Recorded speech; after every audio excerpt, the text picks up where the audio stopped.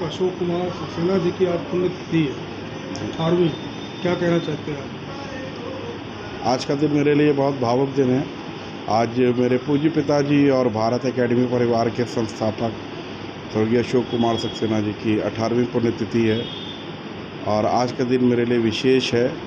वैसे तो प्रतिदिन वो मेरी यादों में रहते हैं, लेकिन आज विशेष रूप से उनकी स्मृति में ये विशाल भंडारे का आयोजन भी किया गया है और भिन्न छोटी छोटी सेवाएं उनके स्मृति में इधर उधर समाज के लिए भी की गई हैं। और पिता का जीवन में बहुत ही अहम योगदान होता है। शायद हम उनके जीते जी, क्योंकि जैसे जैसे ग्रोन अप हो रहे होते हैं, हम लोग अपनी दुनिया में होते हैं और जैसे जैसे ग्रोन अप होते आगे बढ़ते हैं और जैसे ही साथ छूटता है तो हमको समझ में आता है कि हमने क्या खो दिया।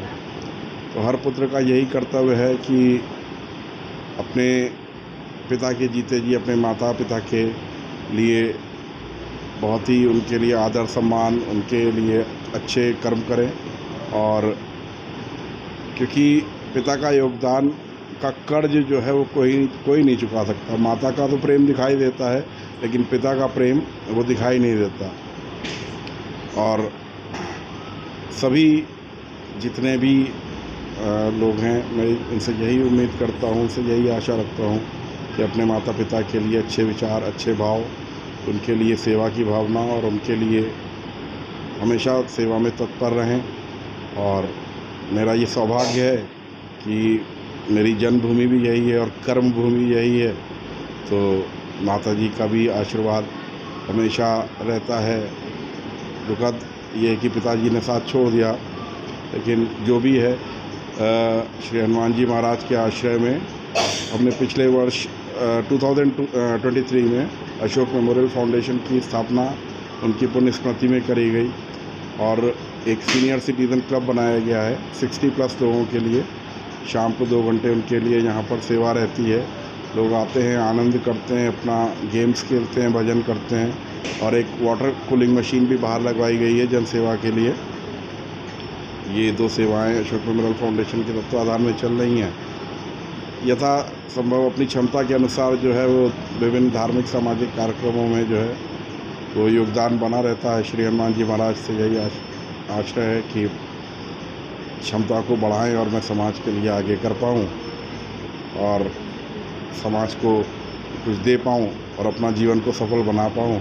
आज का दिन थोड़ा सा और विशेष ये है कि हमारे पिताजी के जो बाबा, मतलब ग्रैंडफादर कुंवर मोहब्बत राय जी, शायद आपकी जानकारी में भी होगा, बादार खाला चौराहे से ब्राह्मणी टोले तक कुंवर मोहब्बत राय रोड, जो कि इसके की पत्थर बादार खाला और ब्राह्मणी टोले पे लगे हुए थे, किन्हीं कारणवश वो इधर उधर मिसमैनेज हो गए। तो आज का दिन उस पर भी मैंने प्रकाश डालने का प्रयास किया है कि इस कुंवर मोहब्बत राय रोड को फिर से प्रकाश में लाऊं और उसको, जो उसकी पहचान है रोड की, उसको फिर से, और आप लोगों से भी यही उम्मीद करता हूं कि इसमें प्रयास में जो है वो आप लोग ज़रूर सहयोग देंगे और ताकि इस कुंवर मोहब्बत राय रोड को हम आगे गूगल मैप पे और एक सिस्टम में लाके आगे बढ़ाएं। तो आज का विशेष दिन हमारे लिए यही है कि अपने पिताजी के लिए जो भी समर्पण करता हूँ वो करूँ। क्योंकि आज भंडारा भी आपने करा है, कितने लोगों ने आज यहाँ पे प्रसाद ग्रहण किया? ये तो भंडारा 1 बजे से सुनियोजित था, 1:30-2 बजे स्टार्ट हो पाया और प्रभु इच्छा तक चलता है भंडारा। अंदर सब व्यवस्थाएं हैं। ये तो लोगों के प्रसाद ग्रहण करने के ऊपर है। जितनी जल्दी प्रसाद ग्रहण करेंगे उतनी जल्दी भंडारा समाप्त होगा। देर से ग्रहण करेंगे देर तक चलेगा। देखा गया है कि आप पूजा पाठ में भी रहते हैं और भक्ति भाव आप ज़्यादा करते हैं, तो आप जनता को क्या संदेश देना चाहते हैं? मैं जनता को संदेश देने लायक तो नहीं हूँ, लेकिन माता पिता ने जो संस्कार दिए वो फलित हो गए और धर्म पथ पे आगे आ गए। जब धर्म पथ पर बढ़े तो कर्म अपने आप सुधरने लगते हैं, क्योंकि जीवन में अगर आपको सफल बनना है तो धर्म पथ पे चलेंगे तभी जीवन सफल हो पाएगा, वरना पैसे से जीवन सफल नहीं होता। धन और धर्म की लड़ाई है। आप धन का रास्ता चुनेंगे, जीवन कठिन है। धर्म का रास्ता चुनेंगे, धन की आवश्यकता तो होगी, लेकिन जो एक दूसरे से लेने की प्रवृत्ति फिर ख़त्म हो जाती है। धर्म पथ पे जब आप आते हैं तो दूसरे से धन लेने की प्रवृत्ति ख़त्म हो जाती है और जीवन आसान हो जाता है। धन भी बहुत ज़रूरी है जीवन में, ऐसा नहीं कि बिना धन के आज धन अगर ना हो तो ये सेवा भी नहीं हो सकती है। तो धर्म और धन दोनों का बैलेंस, दोनों का संतुलन बनाकर जीवन में अगर आप चलेंगे कि तो जीवन सफल हो जाएगा।